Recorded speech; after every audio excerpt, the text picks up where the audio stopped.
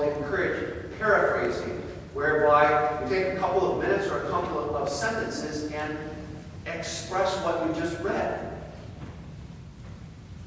Summarize it, paraphrase it. Give me a brief summary. Now, paraphrase to appear to someone else. That might kindle in them a desire to take this book or magazine up and read it, but it's also going to require careful thinking and reading as you go through the book and gathering one's thoughts and making them sharp. And then when he lays down the book, he still has a connection to the book. So paraphrase to peers. That might be family members, one's own siblings in the home, husband and wife with grown children every Wednesday night after dinner. Or once a month on a Wednesday in the month, or every Sunday afternoon or Saturday night when things are quieting down. Paraphrasing. Now we have grown children in the family, each one. Take a couple of minutes and you tell us all what you just read. That magazine, that book. Paraphrase in a couple of minutes. Peer paraphrasing. And there will be mutual benefits and the enriching of the experience of all. Peer paraphrasing. 6, encourage portioning. Look at that big book sitting there. It was written by a professor of theology. It was written by Abraham Kuyper. It has 300 pages. I can't read it. It's too daunting. So just a moment.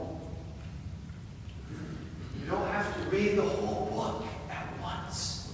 It has chapters. And in the chapters there are headings. Take a heading.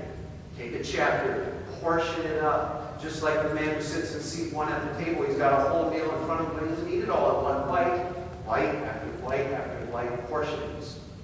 Portions. There it is, sitting on the shelf. It was given to me at my confession of faith. For thy truth's sake. It's this thick. Portions. Portions. You can read that. Portions. Number 7, encourage perseverance. A young man or young woman is reading a good book or a magazine, but over the course of a few weeks, she or he begins to weary and gives up. How many people have done it? We've all done that. We've read a book and we've given up, and there it sits now. We've abandoned it. How much would it help, though, if one person came along and said, "There you go, you're reading that book? That's terrific. You're going to benefit greatly. Keep reading."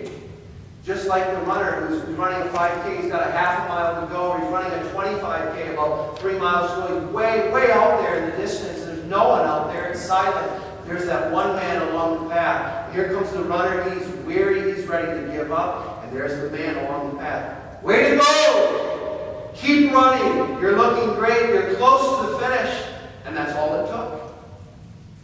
And he goes all the way to the finish line. It's so simple. How many times have we overlooked an opportunity when there's a young person reading some good literature, all we have to say is, "That's terrific. That's excellent. Keep reading.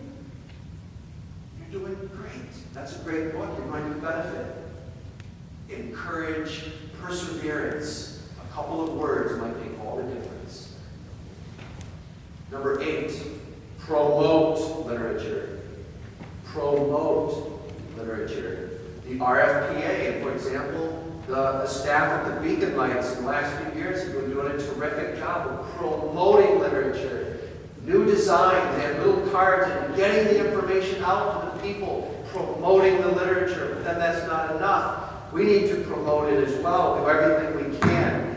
Reading and literature. Parents, catechism teachers, elders on family visitation, school teachers, leaders of young people's societies, the chaperone at the Young People's Convention, 400 young people right there for 1 week. Promote literature in your cabin. Talk about reading. Promote, promote, promote. Number 9. Support preaching. Number 1. Plant seeds. Number 2. Encourage preparation for future service. 3. Number 4, encourage partnering. 5, encourage peer paraphrasing. 6, encourage portioning. 7, encourage perseverance. 8, Promote literature and reading. 9, encourage pen and pencil.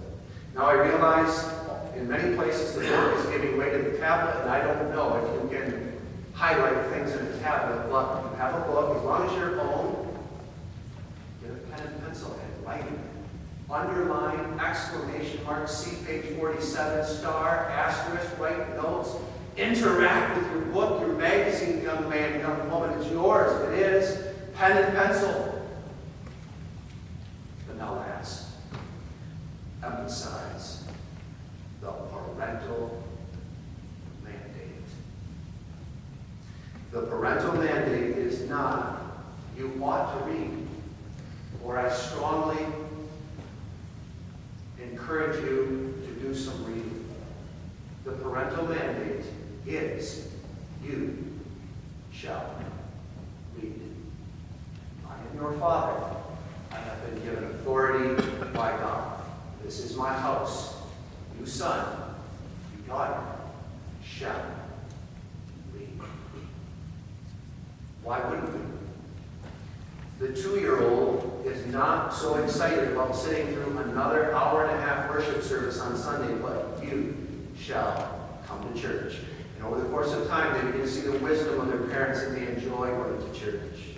And to the young people who said, you shall be home at whatever time, 11 p.m., and though they may object, they grow up and say, that was wisdom in my parents, that curfew. And the young woman wants to go out and come to church in that little skirt, and father says, you can't go to church wearing that. And it's an argument now. But shortly thereafter, she realizes that was foolish. She sees the wisdom of it. You shall read.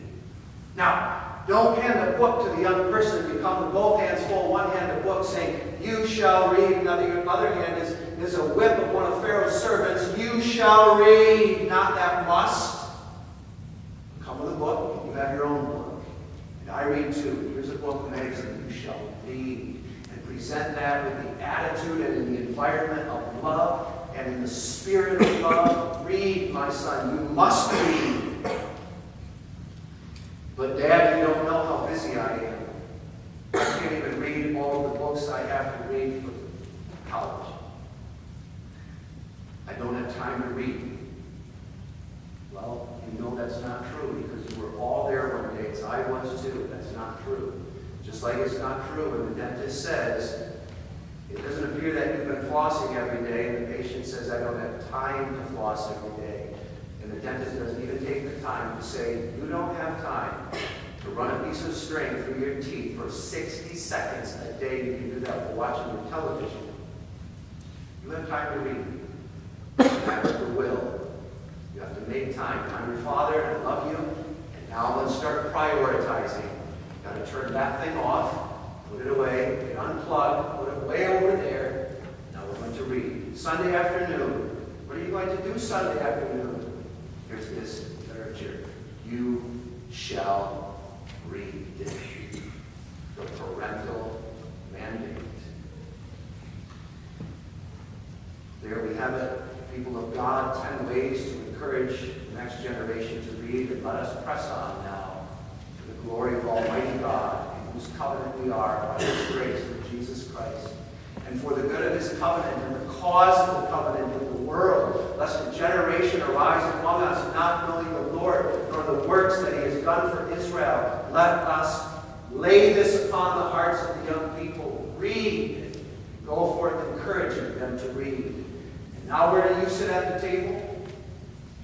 Where do the young people sit at the table? Where will we sit at the table? This is not a parable. And Jesus will not chide you for pressing toward the highest seat at the wedding table as He did the Pharisees. This is no parable. Take the seat. Position number 1. Devour good books. And let it be the joy and rejoicing of your heart. And may God bring the children to follow you to seat number 1.